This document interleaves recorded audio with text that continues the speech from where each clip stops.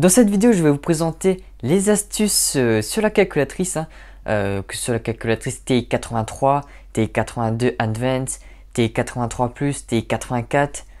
Normalement, ça devrait fonctionner pour tous ces TI là. Donc, ne vous inquiétez pas là-dessus. Vous avez à peu près les mêmes touches, donc ça devrait aller. Donc, nous allons commencer par un truc qui me sauve la vie tous les jours. C'est comment vérifier une dérivée. Car oui, avec la calculatrice sans programme, on peut vérifier si on a bien écrit la dérivée. Donc pour cela, on va dans fonction et vous tapez en Y1 la fonction que vous voulez dériver. Donc voilà, la fonction elle est là, vous tapez la fonction et en dessous en Y2, vous allez écrire la fonction, enfin la dérivée que vous allez écrire sur votre feuille. Donc si je dérive de tête ça, moins 2x au carré, ça fait moins 4x. Oui, moins 4x.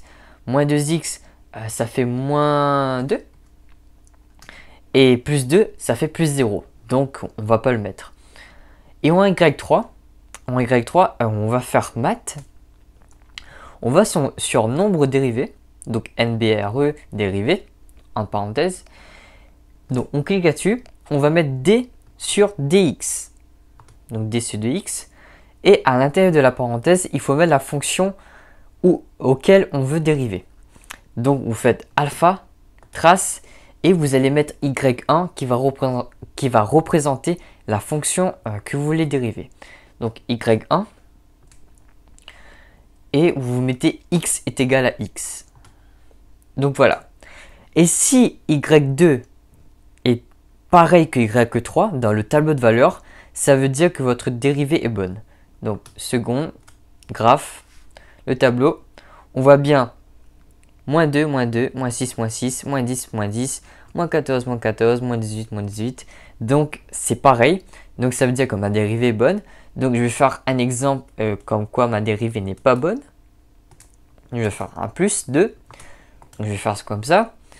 Et je vais voir 2, moins 2, moins 2, moins 6, moins 6, moins 10. Ça veut dire que ma dérivée n'est pas bonne. Donc ensuite, pour la primitive, c'est le même principe. En Y1, vous allez mettre la primitive que vous pensez être correcte. En Y2, la fonction dont vous voulez connaître la primitive. Donc par exemple, la primitive de moins 4x plus 2, c'est moins 2x au carré, moins 2x plus une constante. Et vous allez refaire pareil, d sur 2x, entre parenthèses y1, x est égal à x. Et si votre résultat... Ah, j'avais oublié de changer aussi. Donc on va mettre moins. Et si votre résultat y2, y3 est pareil, votre primitif en y1, elle est bonne. Ensuite, nous allons voir comment calculer les racines d'un polynôme de second degré, ou de troisième, quatrième, etc. Donc vous faites second, résolve. Donc vous allez ouvrir des applications. Vous allez dans pli SMLT2. Donc, je pense que vous voyez, regardez là. Vous voyez très bien normalement. Et vous allez cliquer dessus, racine d'un polynôme. Et vous allez mettre de degré 2 car généralement on calcule les racines d'un polynôme de second degré. Vous allez mettre réel, normal, flotte, degré, suivant. Donc vous allez mettre le polynôme de second degré que vous devez calculer. Donc par exemple, je vais mettre ici, pour avoir un delta positif, il faudra mettre 4 ici, pour avoir b au carré. Et plus 1, voilà. Résoudre, donc graphe. Et vous aurez les racines du polynôme de second degré. Et si vous voulez par exemple des racines dans le domaine complexe, donc là, je m'adresse au terminal. Vous faites A plus BI, suivant. Et je vais changer la fonction car sinon, ce ne sera pas dans le nom complexe. Car il faut que le delta est négatif. Donc, je vais mettre 1, 1, 1. Donc, le delta, ce sera moins 3 normalement. Je fais résoudre. Et vous aurez vos racines en nombre complexe. Et si je veux en exponentiel, mais bon, ça c'est plus avancé encore. Voilà, je fais suivant et vous avez en version exponentielle. Donc maintenant, nous allons attaquer la partie physique. Enfin, la matière physique, bien sûr. Vous faites second, résolve, comme tout à l'heure. Et vous allez sur C-Tools. Hein, j'arrive pas à prononcer, hein. Pardonnez-moi. Donc vous allez là-dessus. Donc on va là-dessus. Voilà, Science Tools. Vous allez sur convertir d'unité. Vous pourrez convertir des longueurs, des surfaces, des volumes, le temps. À température, c'est intéressant pour nous. Hein. Nous convertir degrés en Kelvin. Donc, par exemple 38 degrés. Voilà, je valide 38 degrés. Et je veux en Kelvin. Voilà, j'ai la température en Kelvin. Ensuite, vous avez la vitesse. C'est très pratique aussi. Par exemple, des km par heure et 110 km par heure, comme la limitation de vitesse, et vous les mettre en mètres par seconde. Ben voilà, vous avez votre résultat. Ensuite, la masse, force de poids, pression, énergie très utile. Hein, si vous voulez convertir des joules, par exemple, les joules généralement sont fois 10 puissance moins 19. Donc par exemple 15 fois 10 puissance moins 19. On va rentrer en joules. Et on veut en électronvolts, bah ça fera 9,3 électronvolts. Ensuite, il y a la puissance, bon, c'est pas très intéressant, les préfixes, du système international, pardon. Donc vous avez F, je sais pas c'est quoi, P c'est pico, nano, micro, milli, centi, déci, base c'est mètre, gramme, litre et j'en passe. Ensuite il y a kilo, méga, giga, tera. P je sais pas c'est quoi, E je sais pas c'est quoi. Donc par exemple, vous voulez mettre 30 mètres, hein, donc 30 bases, hein, parce que base c'est le mètre aussi. Voilà, ça va transformer en puissance. Et vous voulez en kilomètres, non, en nanomètres. Généralement on met en nanomètres. Donc ça sera 3 fois 10 puissance 10 nanomètres. Ensuite vous avez les constantes. Vous avez les constantes d'Avogadro, qu'on retrouve souvent, surtout en seconde. La constante de Boltzmann, que j'ai jamais vue. La constante de Coulomb, ça me dit un truc, mais voilà, sans plus. La charge élémentaire, qui est un truc qu'on doit apprendre normalement. Donc ça connaît par cœur aussi ça.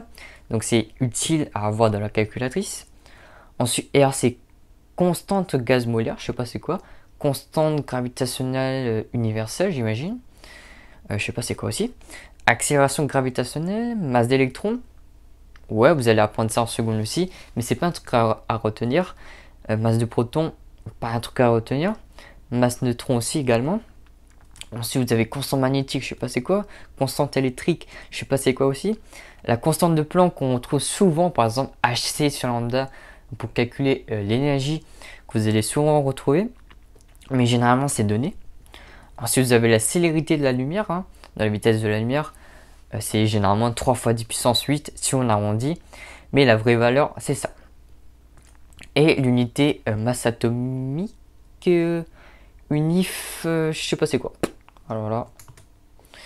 Donc voilà, ça c'est la partie physique. Et il y a aussi le tableau périodique. Donc on revient dans Apps et vous allez dans périodique. Et vous aurez le tableau. Je sais pas si c'est utile, hein, mais c'est bon à savoir. Hein. Et si vous cliquez sur une case, ça va vous montrer le symbole, la masse, neutron, proton. Voilà, je vous laisse regarder. Hein. Donc voilà. Ensuite, une autre petite astuce. C'est pas vraiment une astuce, mais c'est un truc que je vois souvent. Par exemple, moi, mon prof de maths, il nous reproche souvent de faire, par exemple, i plus i racine carrée de 3. Ben, on met souvent sur la copie 2i racine carrée de 3. Ça, c'est un exemple qui revient souvent. Et en terminale, normalement, on ne doit pas raisonner comme ça. Donc, si vous voulez être sûr de vous, vous faites seconde, petit point, donc ça va apparaître un i, plus, voilà, on refait la même chose, racine carrée de 3. Vous allez avoir le résultat. Je comprends pas les gens qui ne tapent pas la calculatrice pour vérifier le résultat. Et c'est pareil, par exemple les quotients. Les quotients en nombre complexe, il faut passer par son conjugué. Donc voilà, par exemple je vais taper ça. Voilà, 2i plus 3. Voilà, pourquoi pas. Et je vais mettre égal. Bon, je vais trouver un nombre chelou. parce que c'est une fraction que j'ai inventée. Mais généralement, les résultats sont fractions. Donc vous allez voir directement le résultat. Donc c'est un moyen pour voir si vous avez le bon résultat. Et si jamais le résultat de la calculatrice et de votre copie ne sont pas pareils, ben ça veut dire que peut-être vous avez fait une erreur de signe ou vous avez fait une erreur de calcul tout simplement. Donc maintenant nous allons passer dans la partie suite. Donc vous allez dans mode, suite, normalement tout le monde sait ça. Je vous apprends rien. Et vous allez dans fonction. Donc comme vous pouvez le voir, j'ai suite n, donc un normal. Si je veux de un plus 1, j'ai de un plus 1. Si je veux un plus 2, j'ai aussi un plus 2. Alors je vais vous dire comment avoir ça. Il faut faire la mise à jour, la dernière mise à jour sur la calculatrice. Bon, il y a plein de tutos de comment faire une mise à jour sur la TI 83 et d'autres TI, j'imagine, sur YouTube.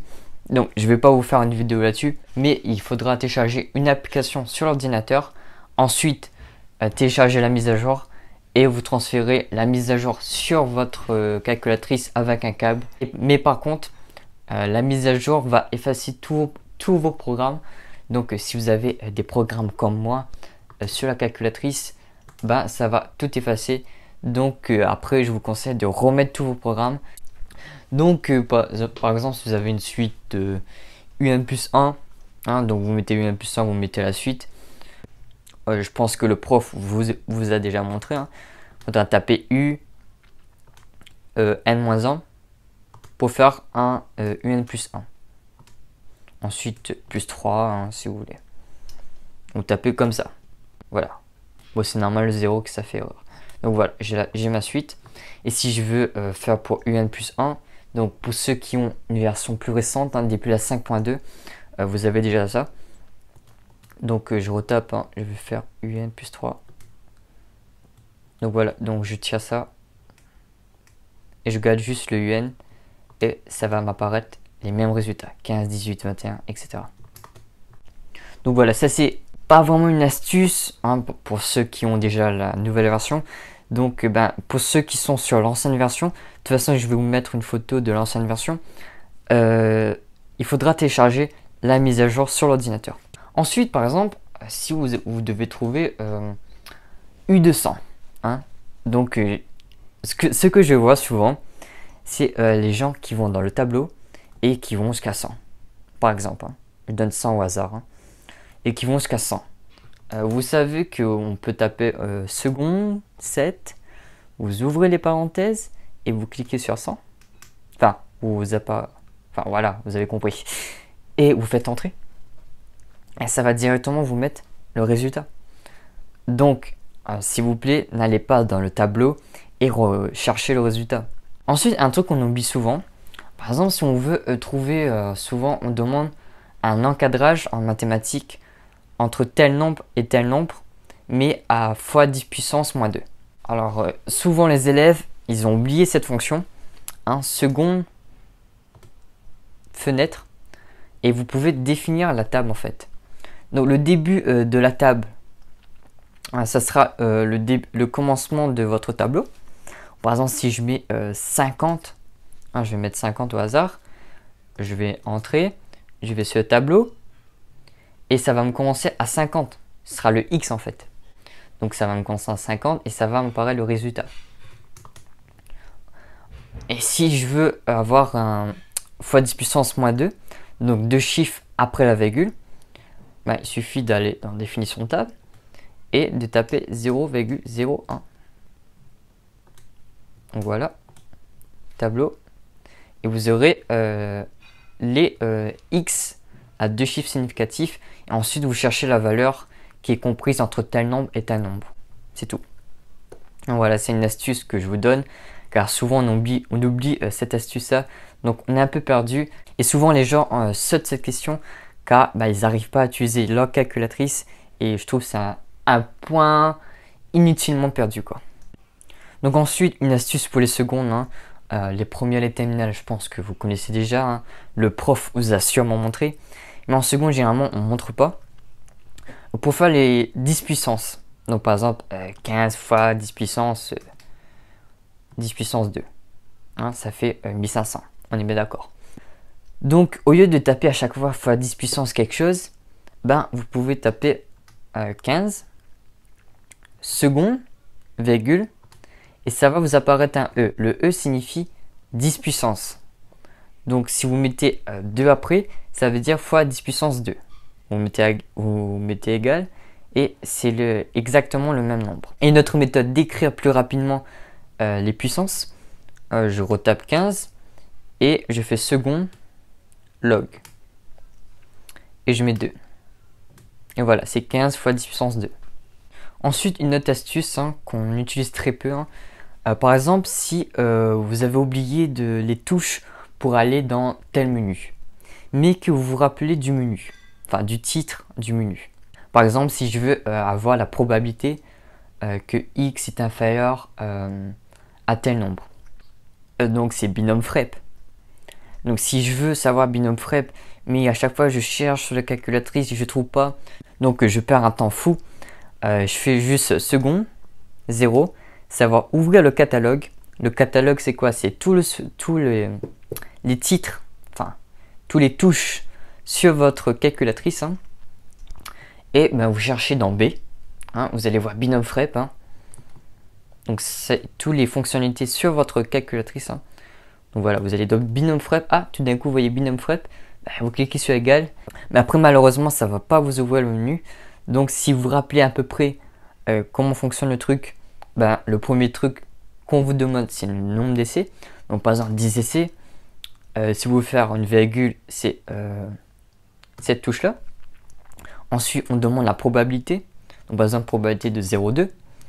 Et enfin, on demande la valeur de x. Donc valeur de x 5. Vous fermez la parenthèse, vous faites égal et vous avez votre probabilité. Bon, après, il faut savoir l'ordre. Si vous mettez 5 ici et 0,2 là, par exemple, on va le faire. Ça va faire erreur normalement. Parce qu'une probabilité de 5, ça n'existe pas malheureusement. Et 0,2 ici, ça va faire erreur. Donc après, il faut connaître l'ordre. Mais après, c'est une astuce, mais pas tout le temps, c'est comme ça, bien sûr. Mais si vous avez oublié une touche, enfin une fonctionnalité, mais que vous vous rappelez des premières lettres, bah, vous pouvez ouvrir le catalogue et chercher la touche. Enfin, chercher la fonctionnalité. Et enfin, dernier truc que je vais vous montrer, c'est la fonctionnalité pour la nouvelle réforme. Bientôt, pour les prochains secondes, vous allez avoir des programmes à faire sur la calculatrice. Mais c'est pas des programmes comme on a fait en seconde, par exemple, nous les terminales. C'est pas des petits programmes à faire. C'est vraiment des programmes sur une application, directement sur la calculatrice. Il faut avoir bien sûr la version 5.3. Donc c'est pour ça que je l'ai mis à jour. Donc vous faites seconde, Resolve, donc application. Et vous allez sur PyAdapt. C'est pyramide. Non, Python, pardon. Donc, vous allez sur ça. Et bon, je vais pas vous montrer car je connais rien. Mais c'est juste pour vous montrer que bientôt vous aurez ça à faire. Des nouveaux programmes sur cette application. Donc, la rentrée 2019, les prochaines secondes vont avoir ce genre de choses à faire sur la calculatrice. Ensuite, les premières, les terminales, ça je ne sais pas. Donc voilà, j'espère que la vidéo vous a plu. N'hésitez pas à vous abonner à la chaîne, car je vais prévoir une autre vidéo sur les programmes de la calculatrice. Peut-être un mois plus tard. Je verrai si la vidéo fonctionne bien déjà. Et si je vois que ça vous plaît, je vais pas tarder à sortir une autre vidéo sur la calculatrice. Mais qui va plutôt se concentrer sur les programmes.